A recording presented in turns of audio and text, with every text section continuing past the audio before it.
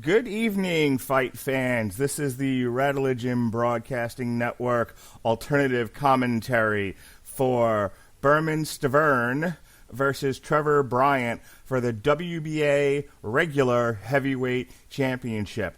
I'm your host, the mandated reporter, and frankly, I'm mortified, Mr. Mark Radulich. And joining me to provide commentary over this farce is the one and only one and only coverage god, Robert Winfree. How do you do, sir? I just watched an episode of SmackDown whose entire second half was booked like Raw, and I mean that as the worst insult I could possibly throw at a professional wrestling program these days. Now I'm stuck watching Don King because I like you. Well, I appreciate that. It's heavyweight, man. It's the king of the hill. Stop. We're not Stop. No. We're not quite at. No. Stop. I will accept your hyperbolic stupidity about heavyweights when we're talking about legitimate top class heavyweights, even if I disagree with you. You want to throw compliments at Deontay Wilder, I'll disagree with you, but fine. You want to talk about how Anthony Joshua and Tyson Fury is the fight you need to see 15 times with progressively less clothing. Fine, I will understand. Not this. Not this. All right, let's break it down. So, Bermane Stiverne is his 30 fights, 25 wins, 4 losses. He is the former WBC heavyweight title, which he won from Chris Arreola on May 10th in 2014. He then lost it immediately to Deontay Wilder. He picked up a get-well win against Eric Rossi and then proceeded to lose to Deontay Wilder again and finally lost to Joe Joyce February 23rd, 2019, and that is the last time he fought. So it's been almost 2 years. And he, again, hasn't had a win since 2015. And he is taking on the former WBA interim heavyweight title, now because they made Mahmoud Char, more on that in a second, champion in recess. They will be fighting for the WBA regular heavyweight title. We have Trevor Bryan. People wonder why no one takes the WBA seriously. Undefeated Trevor Bryan in 20 fights, 14 wins. 14 wins by knockout, 6 decisions, 0 losses. His last win was against BJ Flores when he won the interim heavyweight title on August 11th, 2018. So, with that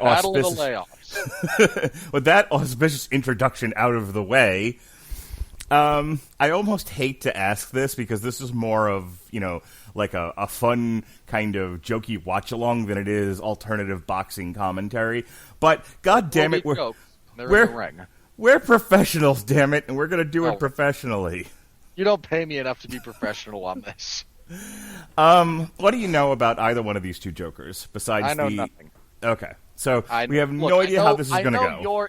I know your intros. I can make some reasonable assumptions beyond that. Okay. 1, given the length of layoff, you tend to favor the man who's been active more recently. 2, Don King is trying to sell this lemon of a heavyweight fighter as a potential pay-per-view draw, so he's not going to give him extraordinarily difficult fights. That doesn't mean that Stiverne is a total pushover, but King is very good about both handpicking his fighters' opponents to the extent that he can, and he's not at all shy about various other forms of corruption behind the scenes if necessary. They're setting Bryan up so that Don King can then spend 18 and a half years complaining that this is the real champion while the actual top heavyweights make a lot of money and fight each other. Well, you and I were... So, a couple of things about this fight. 1, I said Mahmoud Char went into it, in theory, as the WBA heavyweight champion, also having had a layoff since 2000, whatever. And he couldn't get the P1 visa to actually work. I believe the exact quote was, he can come to Florida, he can see the sights, he can watch the fight, he can't work. He doesn't have a work visa. Which I believe it was Don King's responsibility to make sure that happened, and Don King went only in America and spun around 3 times and disappeared. So About right. So Mahmoud Char's team did everything they were supposed to do up to the point of the P1 visa, and they couldn't make it happen in the 5 minutes they had to get it done. This has been a tough thing to get done under better circumstances. Now we've got the new administration cocking things up. So, I think Mahmoud Char actually made it to Florida. He was actually at one point where I was reading in the boxing blogs, he was on his way. Run into him on the street at some point in the next couple of days. Maybe he'll hang out long enough to go see the Canelo fight. That's in Miami too. In any case, so they were supposed to be. So they didn't just pluck Bermane Stiverne out of total obscurity. He was on the card. He was supposed to fight Reverend Lovejoy, or whatever the guy's name is. And that guy dropped off the card, and he is fighting sometime in February now. So they had an extra heavyweight lying around, and they were like, you, get in there. So then Don King lobbied the WBA to make Mahmoud Char, who's been inactive, the champion in recess, and then make this fight for the regular WBA belt, nullifying any interim belt that there was. However, and here's the wrinkle in all of this. This is the fun wrinkle. Okay, are you ready for the fun wrinkle? Yeah, sure. You try to make this fun for me. You try. Whoever wins this fight, their mandatory WBA challenger is Mahmoud Char. Yeah, why would that be fun or a wrinkle? Of course, that's what's going to happen. So, and they've been given a deadline. They have to fight Mahmoud Char by May 30th. Given how quickly... Look, this fight's either going to go 12 rounds and be just the worst thing you've ever seen, or it'll be over quickly. Probably more the latter. Didn't we cover one of the Stiverne Wilder fights? I seem to recall you may have roped me into that. Maybe. This guy looks kind of familiar. It's now entirely... that I see him without this stupid mask. It's entirely possible. I don't remember that far back. But Deontay Wilder's entire title reign is kind of a blur. So, it's entirely possible we covered it. In any case, like I said, the winner of this fights Mahmoud Char, and then we will have a definitive, no questions asked, concrete WBA regular champion, and then at some point we're getting Anthony Joshua versus Tyson Fury for all the belts and all the money. In the news, while we're waiting for this to start... I think June was kind of the month being tossed around as the potential date for that. Makes sense. They're talking about now... the WBA got itself situated with Joe Joyce versus Alexander Usyk, and they're going to fight for an interim WBO belt, which frees up Joshua, and he doesn't have to drop the WBO belt. Look, at Joshua and Fury, assuming that fight does in fact come together, that's for the 4 real belts. Everything else is window dressing. Right, which I understand. The point that I was getting to was, let us assume this fight gets to Char, and whoever comes out of that comes out with a belt and can move on to fighting whoever wins. They won't. Versus Joshua Fury.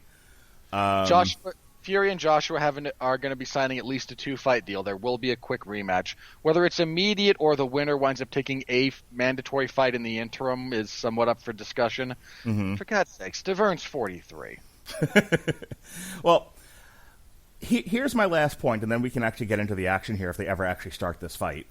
Which there's a bit of me that even though I saw them both get out of their clothes and get ready to fight and go to neutral corners in the middle of the ring, I'm still afraid this fight's not going to happen. Really, really quick, we had talked prior to recording that Don King is really trying to make Trevor Bryan a thing, and I had laid out like everybody at the top in the top ranks of the heavyweight division and just rattling them off real quick: Fury, Joshua, Wilder, Ruiz, Usyk, Joyce, and Delane and Povetkin. Delane White and Povetkin. And I'm wondering... Bryan might beat either White or Povetkin. That's kind of the upper bound limit for him, though. All right, here we go. His trunks are under his belly button. Get on a treadmill. Look, it's not either of these guys' fault. They didn't know they were fighting until 5 minutes ago. You know what? That's a fair point. I will retract some of my criticism there. Don King literally kicked open Trevor Bryan's door and said, "Get up, fatty. Get in the ring." Where am I going? To the Hard Rock in Miami. Put down the bong. All right. So as we see the action underway here in round one, Bryan comes out jabbing. Bryan, how is it that Bryan is like 8 years younger and looks 10 years older? Look at that man's face. Stiverne content to cover up mostly for this first round, sort of, block the jabs, not really throwing a lot in return. God, Bryan is so off balance. Look at him when he moves. He got skinny legs, too. Look at those legs. He does have chicken legs, you're right. That's not a good sign for a guy with his upper body. When he puts 1 foot forward, he's kind of shaped like an R, isn't he? He's also off. Look at the little weave he does. It's like he's a little bit unsteady on his knees. Well, he's working that jab. I mean, he's not really hitting anything. Working the jab is more than landing the jab. It's getting it out there. It's making reads. It's occupying your opponent. There's a reason you say work the jab and not land it. You just want it out there doing stuff. Yeah. To kind of facilitate other parts of your game. So far Bryan's the only one in this fight making contact. Stiverne. Stiverne has already Stiverne cashed his site fee. He got his briefcase full of cash from Don King. He's just going to try to do enough not to make it look like a fix. Nah, not to embarrass himself entirely. Yeah, some body shots from both guys. Damn it! I paid cash money for this. This better go out of the first round. I'd actually ask for a refund if it gets out of the second. You're so mean. Yeah, I am. What of it? So lots of jabbing from Bryan.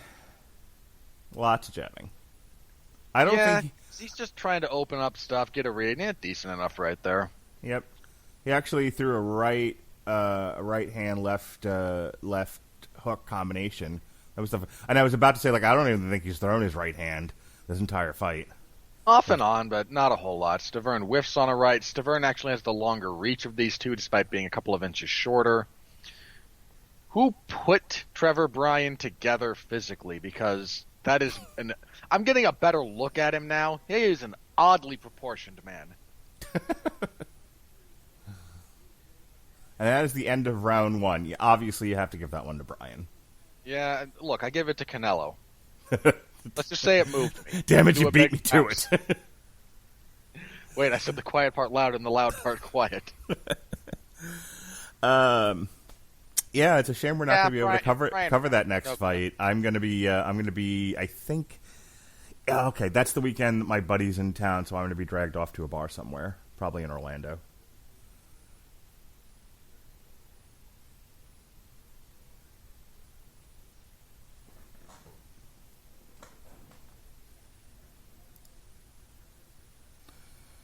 Still there?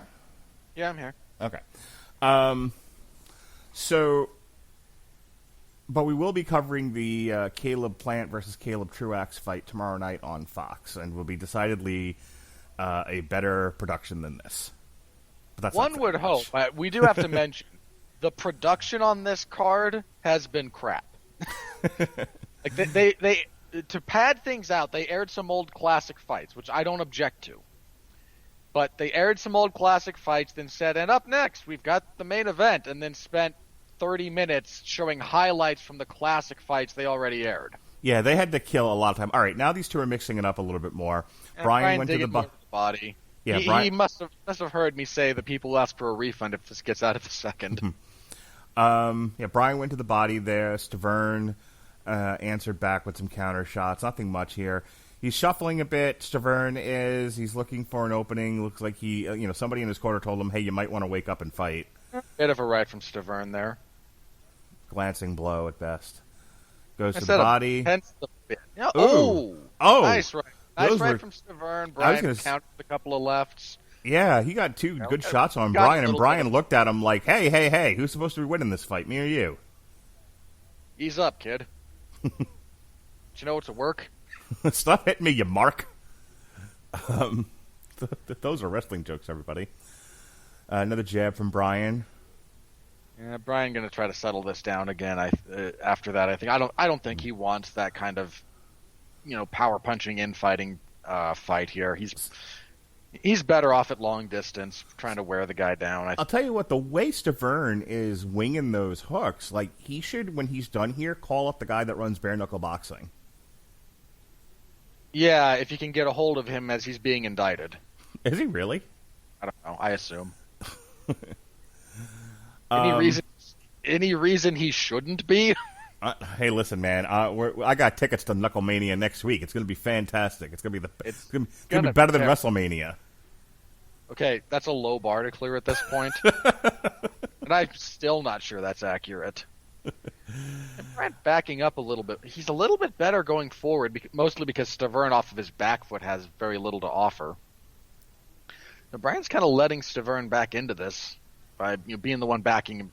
Backs himself right into the corner. I was going to say, he just backed up into the corner. Because ringcraft is not a thing. And Stiverne tried to unload on him there. He got a good overhand right on Bryan, and Bryan kind of waltzed out of the corner after that. Yeah, okay, here goes Bryan. Okay, enough of this. Got to remember to win the rounds. Interesting camera work there. Yeah, whoever's doing the production truck on this is not doing a good job. We are missing a lot. Like, the camera went over their heads, and then they went out of frame. I assume Kevin Dunn is pulling double duty. Another wrestling joke. We've got at least a dozen of them. So, a good round for Stiverne, though I would give it to Bryan again. He was more active.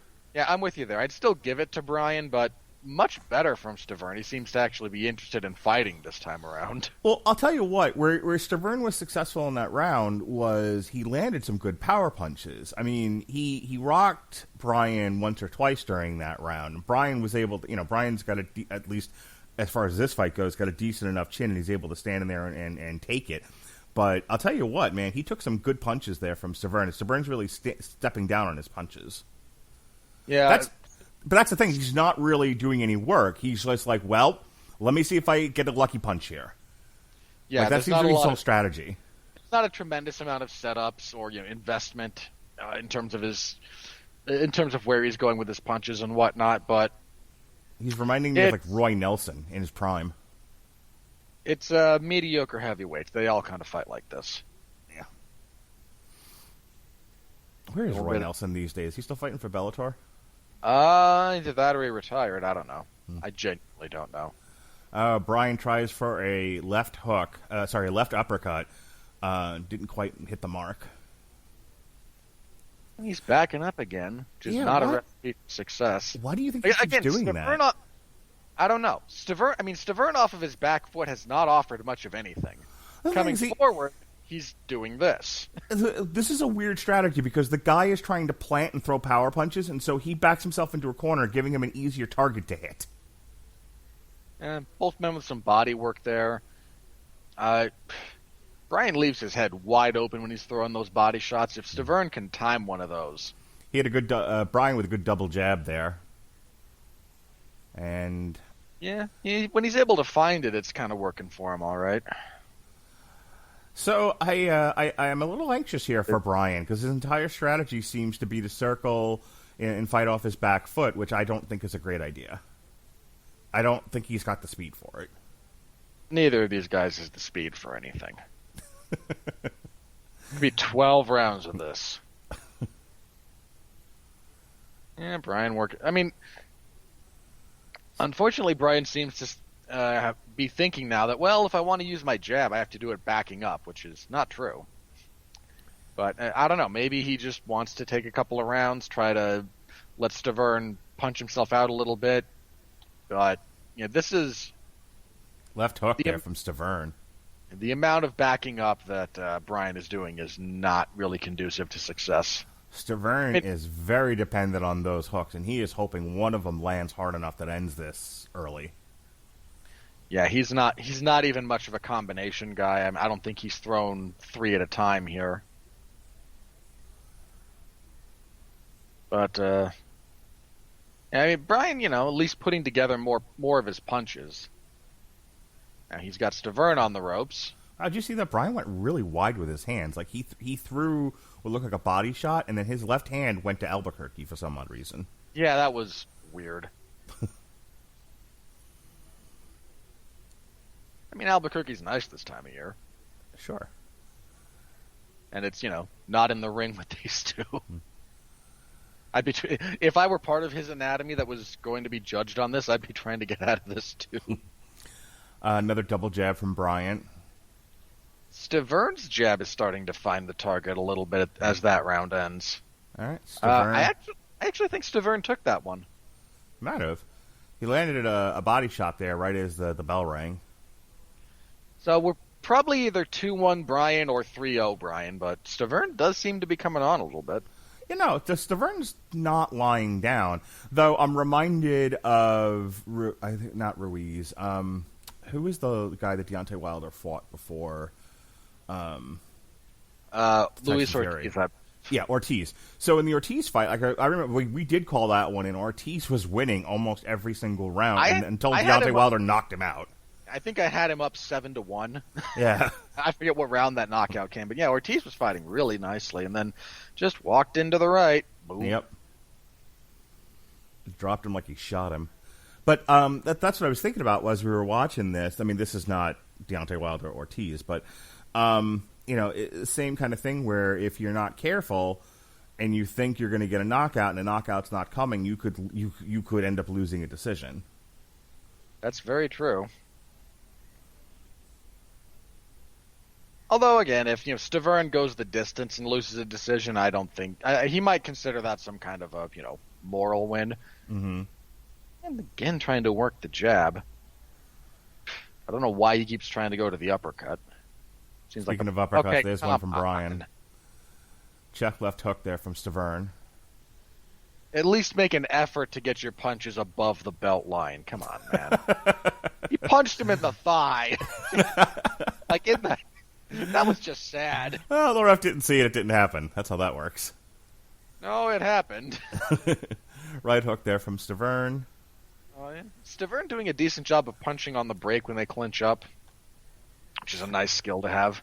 I'll tell you what, and that's another thing I was going to say. Both of them have been fairly active throughout these rounds so far. We're in round 4 now. Like, I haven't seen a tremendous amount of clinching and leaning. Yet. I imagine once we get to round 6 or so, that's when it'll start happening. Yeah, I'll be curious to see what their gas tank looks like in the second half of this fight if we make it that far. Anything like their waistline is not good. I know. I shouldn't fat shame people who could beat me to a bloody pulp with one hand, but I can't help it. Have you heard the Podsman review Superstar Spectacle, speaking of body shaming? No. Oh, yeah, we had some fun with that. Well, I imagine, I could say something unkind there, but I won't. Listen, I'm not a professional wrestler or any kind of athlete. I'm allowed to be a fat bastard. These people are supposed to be the best athletes India has to offer, and some of them could afford to do a few sit-ups. That's all I'm saying. You're not entirely wrong. I mean, you've got Sami Zayn out there still wrestling in the T-shirt because... But is he doing that because he thinks he's Che Guevara or because he's fat? Both. Terrific. As we get back to the action here.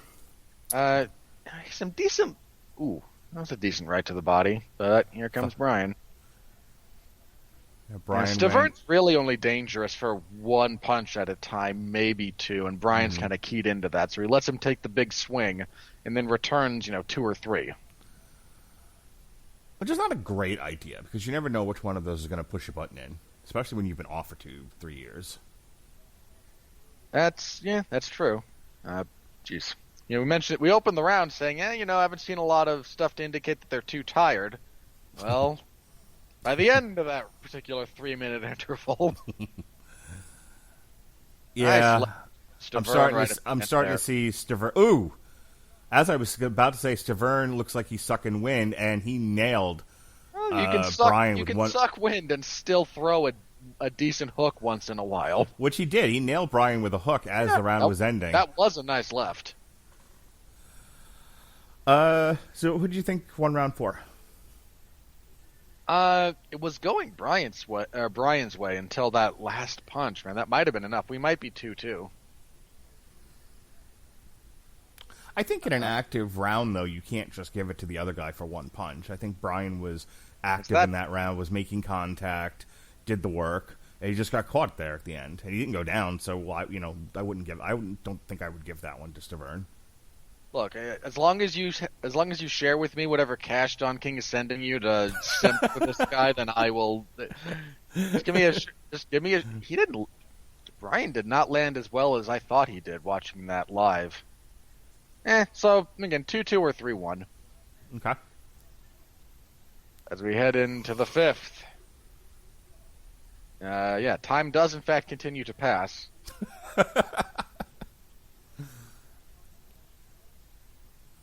All right, Trevor Bryan continued to throw the jab out there. Stiverne is not even jabbing at this point. He's just kind of sticking that arm out there like, yeah, all right, let me try to measure you here. Well, I think he's trying to set up. He's baiting Bryan into an overhand right, rather. He's trying to, and some body shots in close. That's what he's looking for. He is looking for Bryan to drop his hands or to counter something so that he can land a big overhand right. He has got it cocked. He's just waiting to shoot it.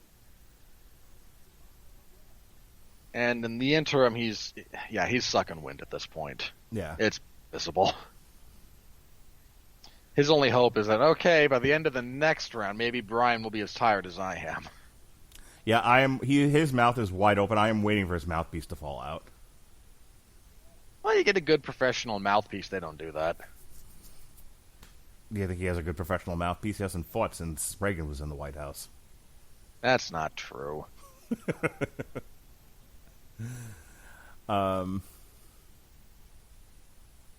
His last fight was during the Obama administration, probably, but...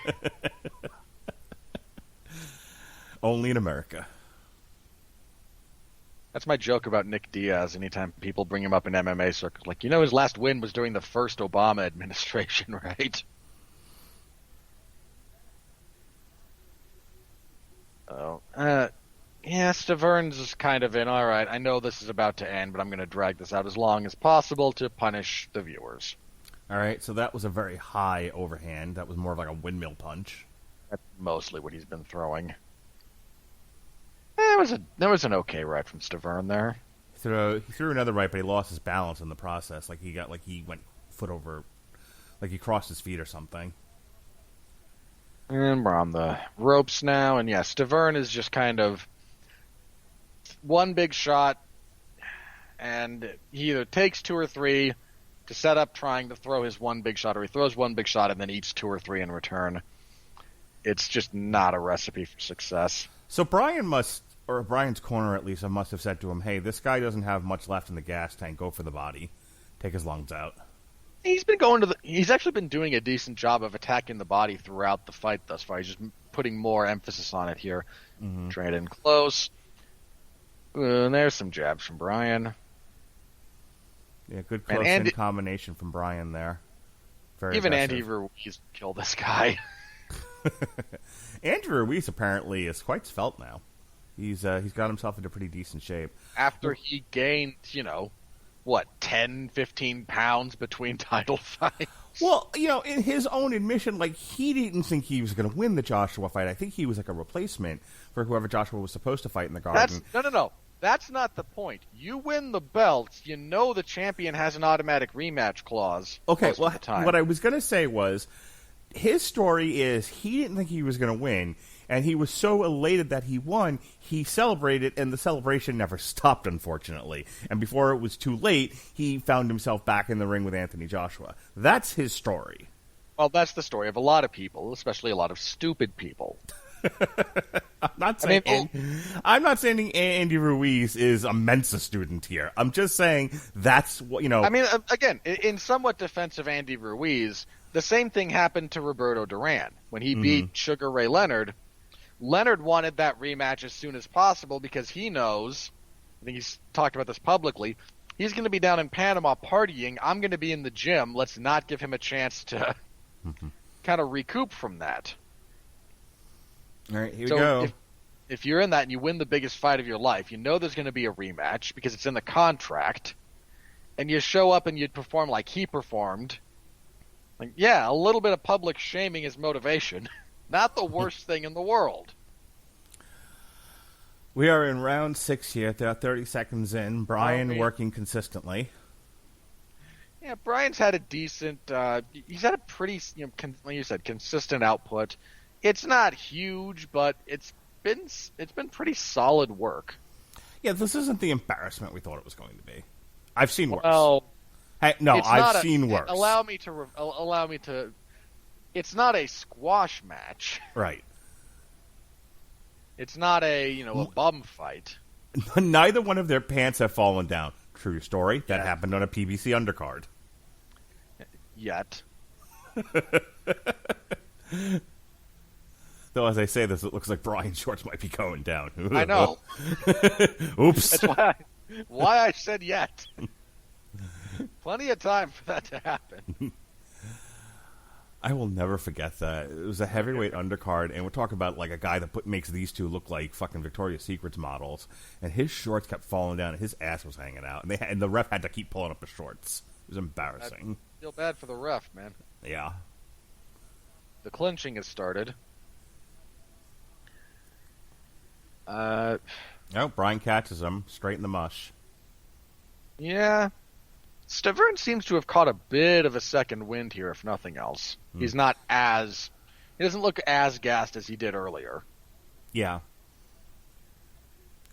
He's still trying to utilize some head movements. He's not just totally staying still.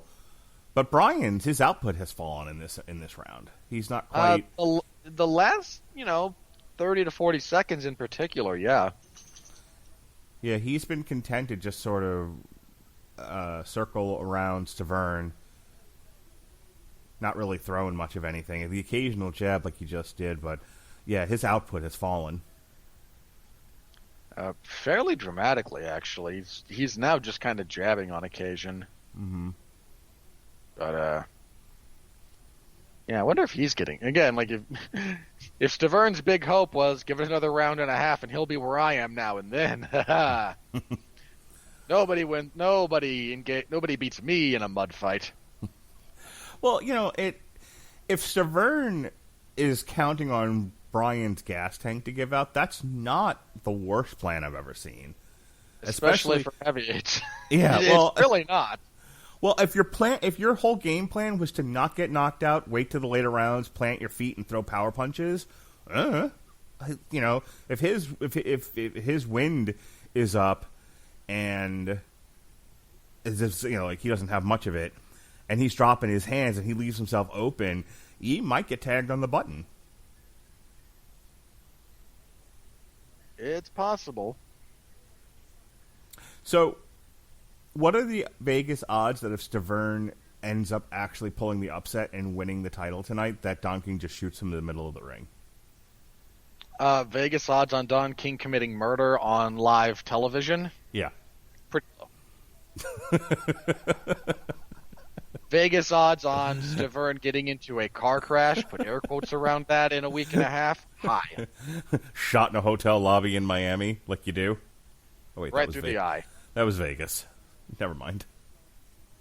It still works. Mo Green him. All right. Well, Bryan's picking up the pace now through a combination there. Don King in the back. Today I settle all family debts. I hope if you came for the boxing analysis, please stay for the constant jokes about Don King and the occasional impression. Come on, only guys. in America. Come on, guys. You knew what you were getting when you clicked onto this. This is... You know what's funny? Well, even if I were... Look, I'm not saying I would be doing it this way, but even if I were a paid professional broadcaster related to this fight, there's a real finite amount of stuff worth talking about. So, they played, what was it?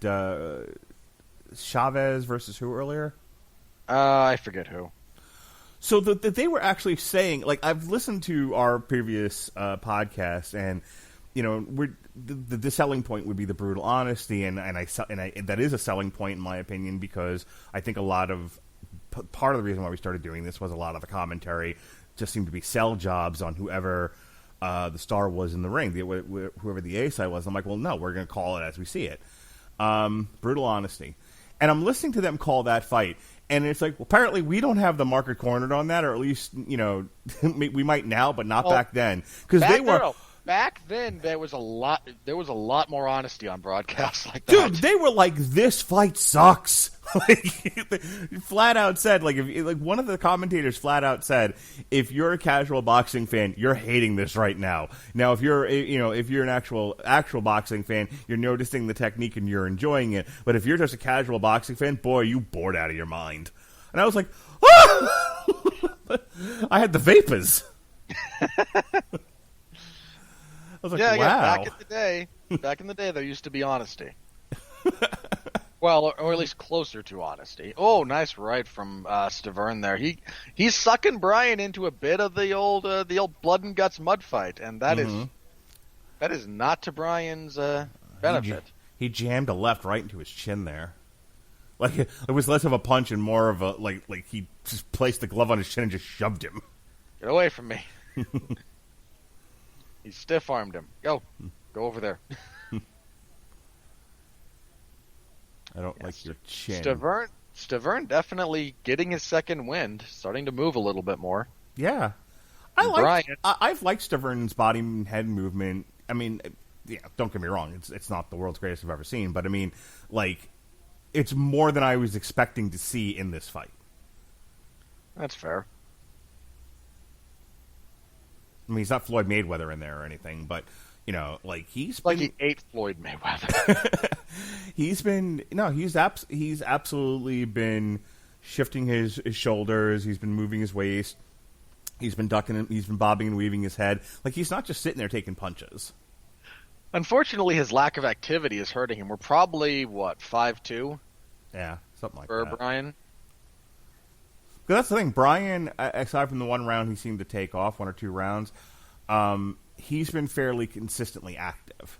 Like, he's not throwing a tremendous amount of power punches, but he's been steadily working. So he's winning rounds. Like, he's point fighting this fight for sure.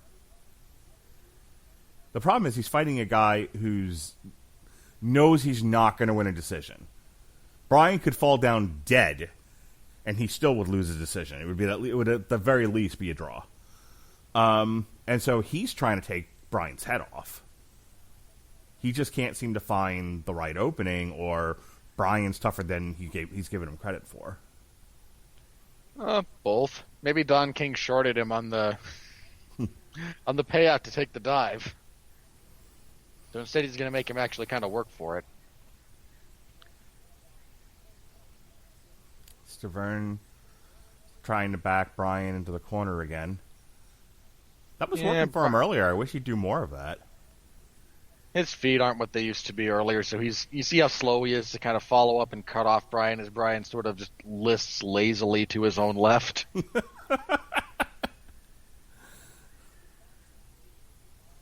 I can outmaneuver him.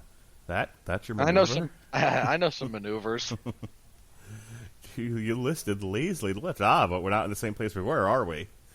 All right. Hey, bitch listed lazily to the left. Boy, that guy knows some maneuvers. I hate Family Guy, but that's a funny line. Stiverne regassing himself now. As Bryan backs him up. There's... Oh, God. Do you want to know why we were kind of down on the potential for Bryan competing at the elite level? This fight should tell you everything you need to know about that, folks. This guy's going... What round are we in? 8? Time has ceased to have any sort of meaning at the moment watching this. We haven't hit 10 yet, but we're well over it. But I think we're into round 8. Yes, we're into round 8. Actually, if my player will... Yeah, round 8, okay. Feels like round 80. Bryan's also, what did they say earlier? I forget, 32, 34? Something like that, yeah. So those were some 2 big overhand rights there from Stiverne. Neither one of them made contact. Stiverne working the body a little bit in close. That's something. It was a decent right. Not great, but decent. Oh, good combination there from Stiverne. A left hook from Bryan. He staggered him because he's tired, not because he actually hurt him with the punch. Bryan returns with a double jab. I like Bryan's double jab. It's really not bad, especially for a heavyweight. He's got a decent jab. He's made effective use of the double jab tonight. I mean, almost every time he's employed it, he's nailed Stiverne. It helps that Stiverne's only defense seems to be either eating it or slipping to his own left on a predictable pattern and rhythm. So you show that first one, he slips. The second one comes back as his head returns to the center line. And Stiverne isn't moving his feet enough to potentially cause you any sort of other problems with that strategy. That face on Stiverne just now as they called the end of round 8 as he started to walk away, I don't know how much more he wants to be in there. He hasn't wanted to be in there for at least a round and a half at this point, but this other guy isn't actually hitting me enough or hard enough to make it an issue. But we are, again, we're probably 6'2", best case 5'3". Mm-hmm. I mean, 5 feet is probably generous. So that's the thing. This is one of those weirdo fights where he's not going to win this thing on points, but he's not far enough out of the fight that they should just say you're taking. It's like he's not taking enough damage. Oh, there's not a legitimate concern. There's not enough, immediate medical concern to, cause either his corner or the ref to say, okay, that's enough. There should be someone here who represents the fans who will throw in the towel on the fight. But sadly, we do not have that. Nope. Allegedly, these guys were in the bubble for this. They got COVID testing and everything else. I know Mahmoud Char announced that he did his COVID testing and everything. Should he have been able to fight? So, look, I believe that not at all because Don King. Just straight up, I don't believe him. That man could tell me the sky's blue, and I'd probably have to reevaluate my stance on physics. Florida's in this very weird place. So, the Amalie here in Tampa, which is a basketball and hockey arena, cancel fans for the month of January, but there's about to be fans at Knucklemania in Lakeland Give it a minute. That'll probably not. And then they're planning on having fans at WrestleMania in April.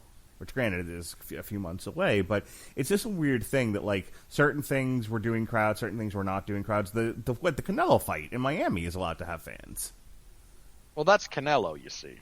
It's also in Dolphin Stadium. So it's just weird that, in some cases they'll do a select amount of fans, bubble fans, etc. In other cases, they're no fans at all. Weird. Look, they're going to be asking for your vaccination papers soon. I'm okay with that. I fully expect the papers, please, to start being a thing again. I want to see your papers. Papers, please. Present papers. I just hope everyone has a German accent. You are vaccinated. Why are you not wearing the yellow V stitched to your lapel? Yes, I am likening this process. I am comedically likening this to a deliberately fascist and horrible event in human history because I have a terrible sense of humor. Those looked a little low. So there was two. Of course they were. Stiverne punched Bryan in the ass not too long ago. We got a firefight going here. Blood. We had after those below the belt punches from Bryan that Stiverne pointed out, and the ref was like, "Very good."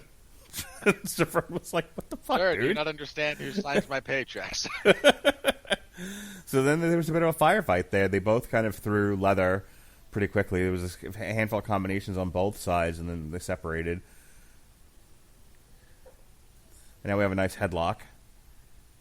Got to appreciate the old headlock in boxing.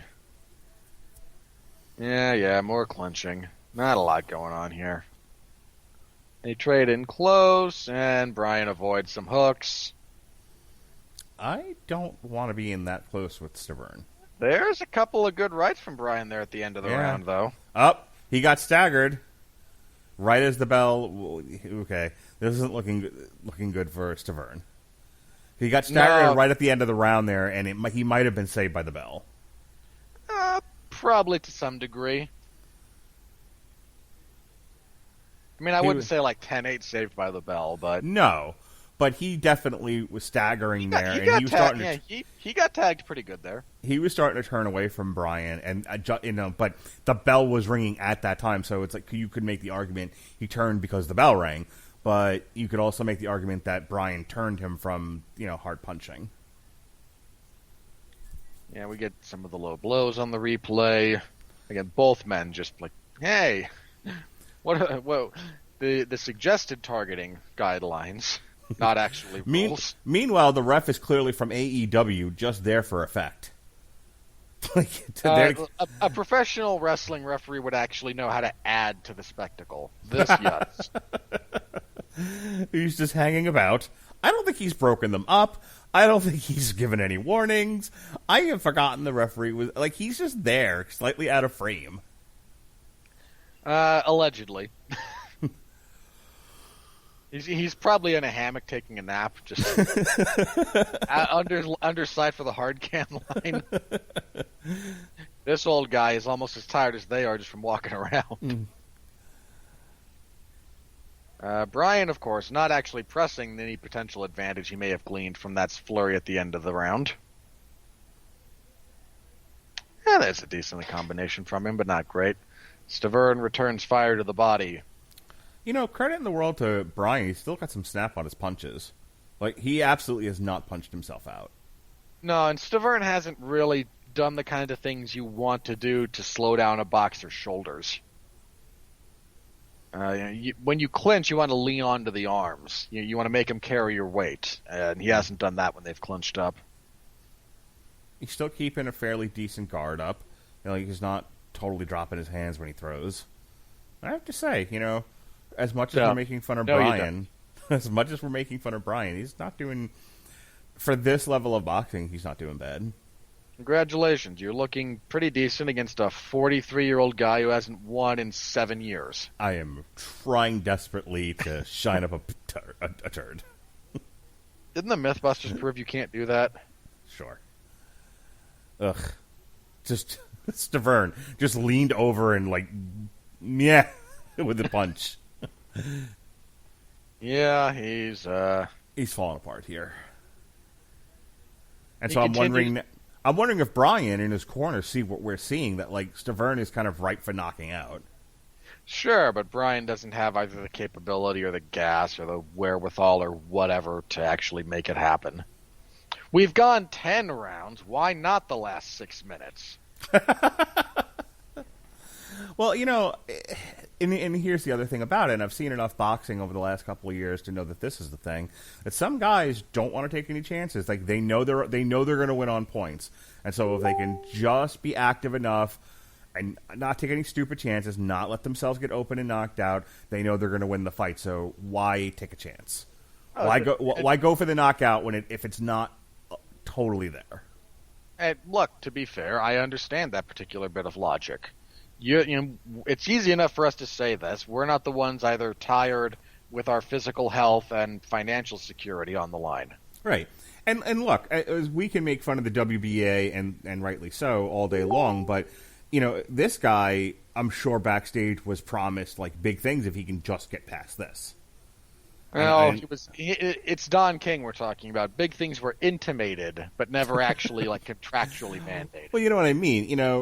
Trevor Bryan was nothing, and might be somewhat relevant, barring being knocked on his ass in this. You win this fight, you win the next one, then we'll get you to the promised land, baby.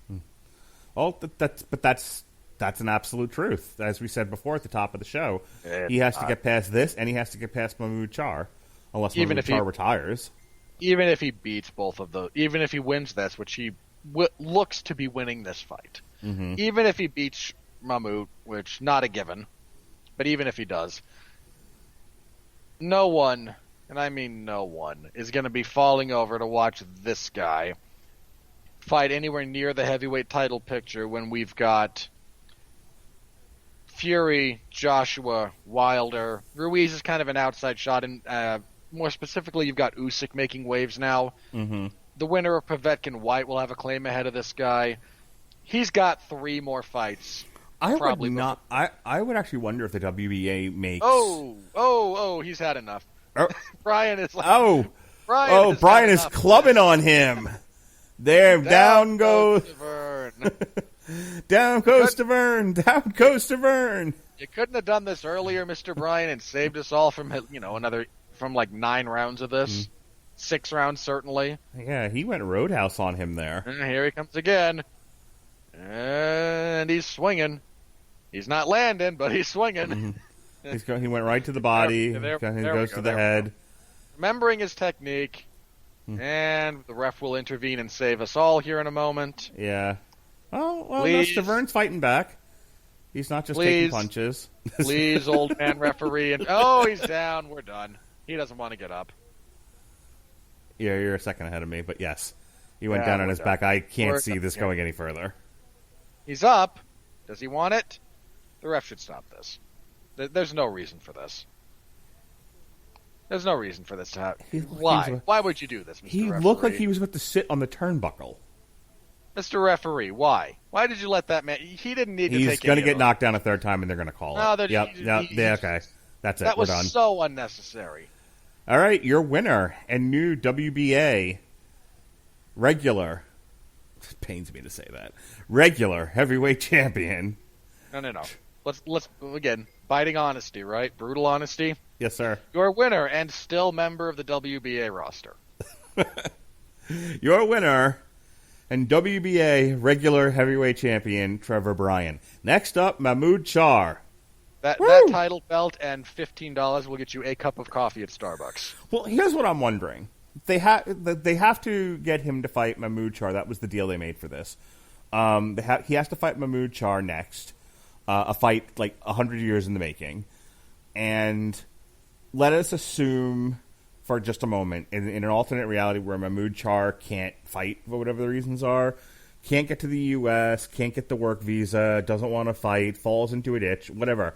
I'm wondering if the WBA just says fuck it and makes Andy Ruiz mandatory for the regular belt. Sure.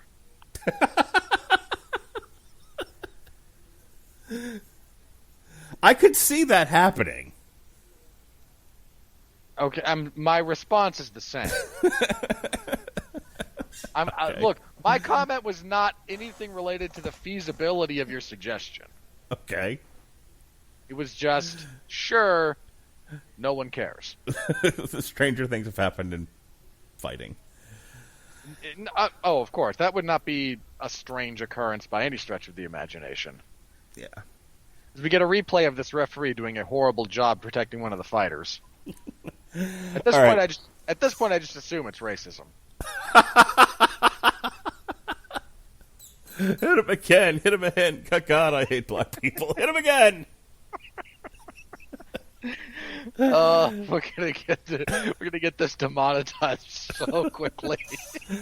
Considering some of the shit I said about it during WWE Superstar Spectacle, if that didn't get me demonetized, nothing will.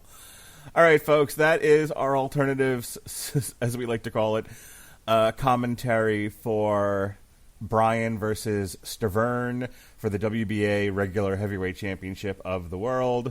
We will be back tomorrow night for a fight that actually means something, as Caleb Plant takes on Caleb Truax on Fox in prime time.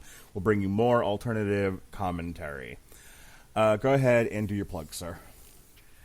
If you listen to this and you enjoy my take on combat sports, I assure you, I have much more nuanced and thoughtful and potentially even insightful remarks about stuff that I actually care about. Moderately less racist. I am not racist. Okay, you and I both know that. I insinuated that this old ref was racist for sending that poor man out there to take another beating that he didn't need. Yes. I am calling out the racist. I'm not expressing my own racism. Okay, move on. Point being, you can find me. I tend to do a lot of stuff in the MMA space. I talk occasionally about fights that matter in different terms. Again, mark reference tomorrow. We'll have another one of these for the Battle of the Calebs. I assume one of them is spelled with a K because why not? They're not. I know. I'm just joking around. But we'll be discussing that. That should be a much better fight. I host the 411 Ground and Pound MMA podcast for all of your MMA needs. Most Sundays, I cover mixed martial arts in the MMA zone of 411mania.com. I cover WWE SmackDown Friday evenings in the wrestling zone of 411 Mania. So you can find all of that over there. Mark and I will have a review for the Netflix exclusive movie Outside the Wire coming up in this Tuesday, actually. We'll have a Damn You Hollywood for that. I actually have to watch that movie. I haven't seen it yet, and I've not heard very good things. That'll be fun.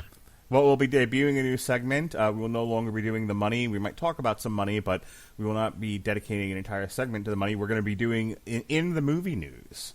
It'll be a movie news moment. So because talking about the lack of money in the film industry has just driven Mark to even further depths of depression.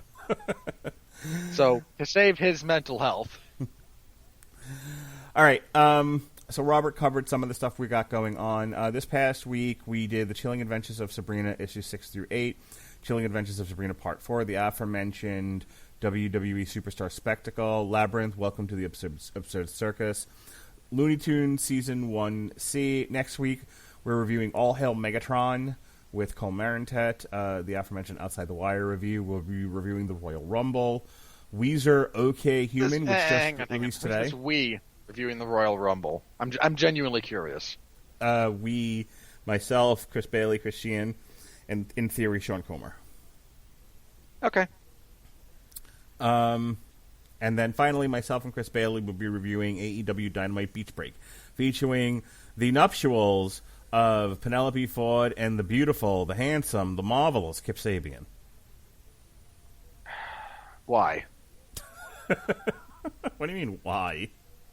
I mean, of all the nondescript, irrelevant, indistinct, independent wrestling, yeah, AEW's an indie fed. Get over it. Of all those pointless, hasty, again, nondescript, utterly replaceable, generic wrestlers, would you latch on to that guy?